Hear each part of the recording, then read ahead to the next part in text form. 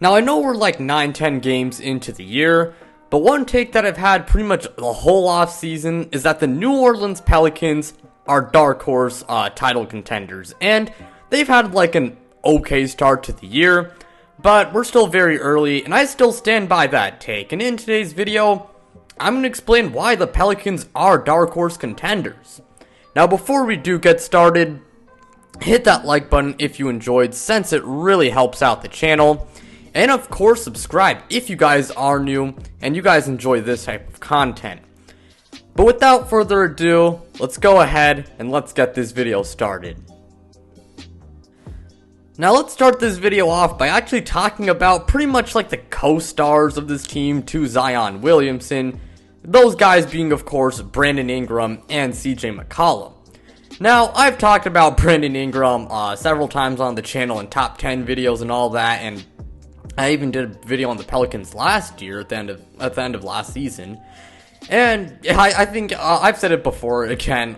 Brandon Ingram, he's one of the better players in the league, and I really do like him a lot. For those of you guys who don't know, fantastic 3-level scorer. His playmaking is also, I think, improved as well. So a very good offensive player.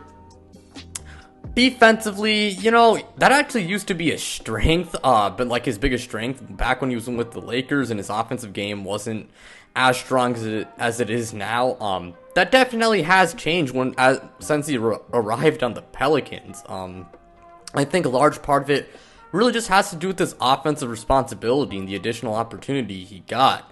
Now, defensively, while he's no defensive player of the year, he's not that bad defensively, and he's still decent on that side of the ball. And Brandon Ingram, he's undoubtedly an all-star caliber player, and pretty much all I gotta say about Brandon Ingram. Again, I've said it a lot in the past. After him, of course, we got CJ McCollum, and CJ McCollum, he was traded to New Orleans last year at the deadline, and it's safe to say, I mean, he's been phenomenal ever since he arrived in NOLA. I mean, last year, he was extremely good for them. Really good at when it comes to scoring the ball. He's really efficient and can score at all 3 levels. And as a playmaker, in a way, you guys got exposed, but he was a really good playmaker for the Pelicans. And to be honest, I think he can play the 1. I mean, he actually did that for the Pelicans last year, and it might be better for him because, you know, he is a little bit undersized for a 2 guard, but I think he is a pretty good combo guard, very good offensively.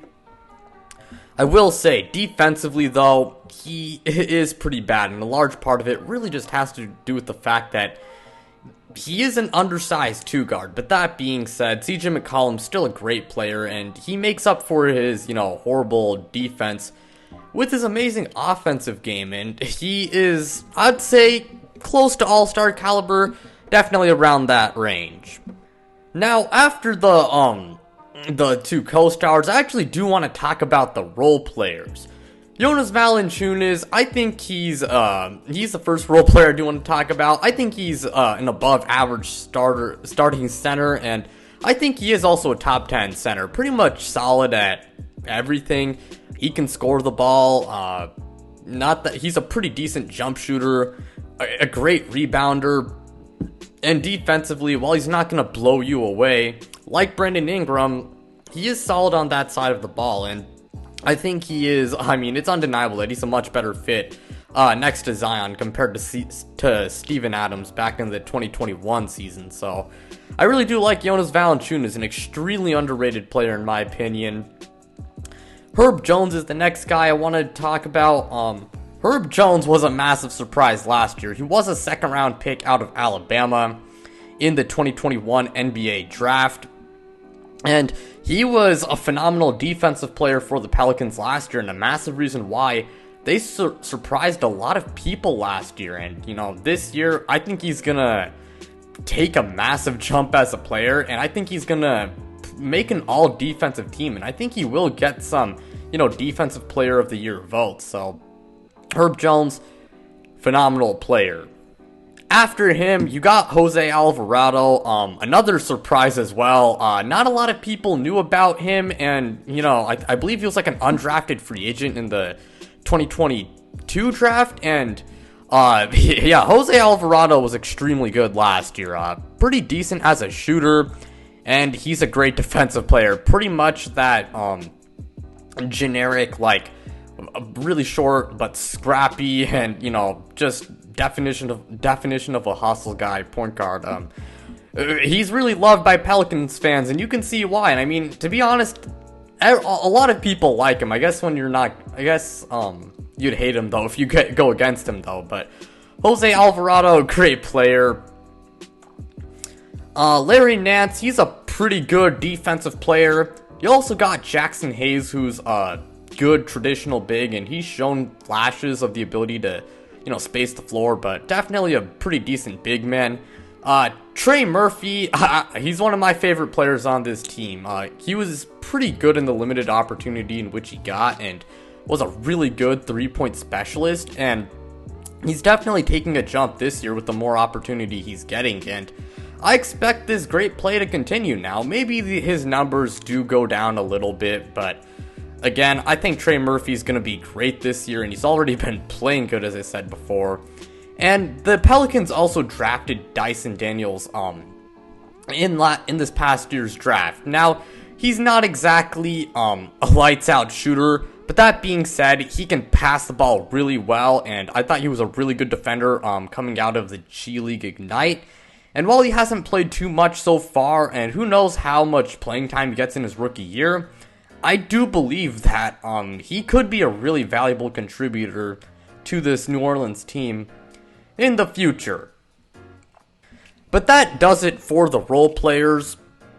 Now I actually do want to talk about their head coach, Willie Green, because Willie Green deserves a lot of credit for the Pelicans overachieving last year. And frankly, I think he's one of the better coaches in the league. You gotta give him credit for what he's able to accomplish last year. I mean, the Pelicans last season, they missed Zion Williamson the whole year, and no one expected them to do anything. And they got off to a pretty bad start, but they rallied all the way to the play-in tournament, and they were also able to make the playoffs. So you really gotta give credit to Willie Green, so if the Pelicans can have a great regular season and Willie Green is a good coach, I think he's gonna honestly be in the Coach of the Year running, and I do believe that I picked him to win Coach of the Year. I don't remember, but Willie Green, point is, he's a great coach.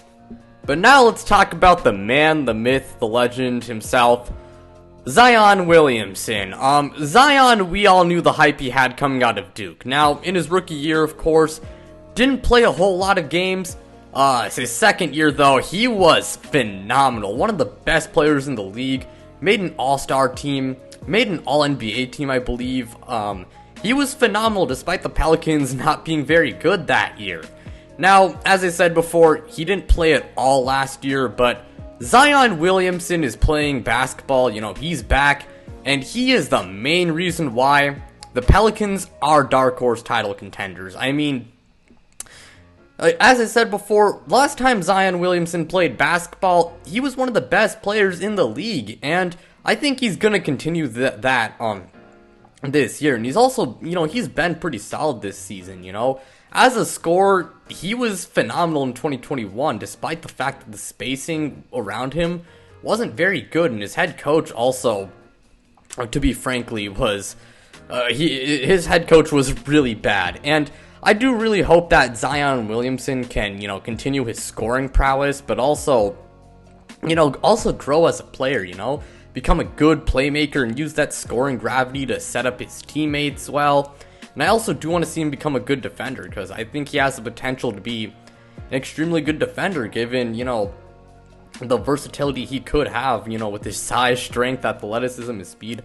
All of those physical gifts. Zion Williamson, I think we all know that he's a freak athlete. But yeah, the Pelicans last year, they made it to the playoffs without Zion Williamson, and they overachieved a lot. And this team, I think it's extremely good, obviously. Zion Williamson, again, one of the best players in the league. You got two good co-stars in Brandon Ingram and CJ McCollum. Plenty of good role players. and an extremely good coach. To me, that is actually that team could actually contend and make a deep playoff run. Now, I do think their floor, could actually be a first round exit, because the Western Conference, it is really good. But that being said, I also do think their ceiling could be as good as making the conference finals, or even making the finals and potentially even winning it. Now, the chances of them winning it are, even though I do think the Pelicans are Darkhorse contenders, who knows if they do win the finals. But that being said, I think it is possible, and I think there's a very real chance again that they go on a deep playoff run. And I guess the last thing I will say is that hopefully they don't disappoint me, unlike the other pro New Orleans sports team, because I called the Saints Darkhorse contenders, and right now they're not playing like that at all. I'm not a Saints or Pelicans fan, but I was a believer in them. They let me down, so hopefully the Pelicans don't do the same thing. But that's all I gotta say for this video. Thank you guys so much for watching. It really means a lot to me. Again, like, subscribe, do all of that, and then check me out on social media. The links to it, they're in the description below. But without further ado, I'm out, you guys.